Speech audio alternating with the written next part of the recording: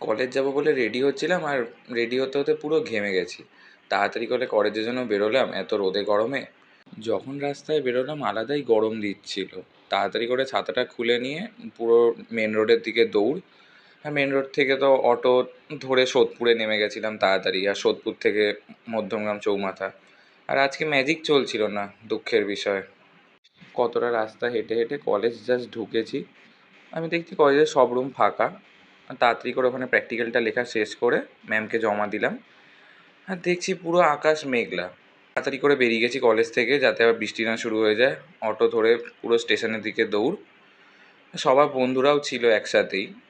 তো আমার যে বেস্ট ফ্রেন্ড সে হচ্ছে একটু বেশি ক্যামেরা চাই, লজ্জা পায়।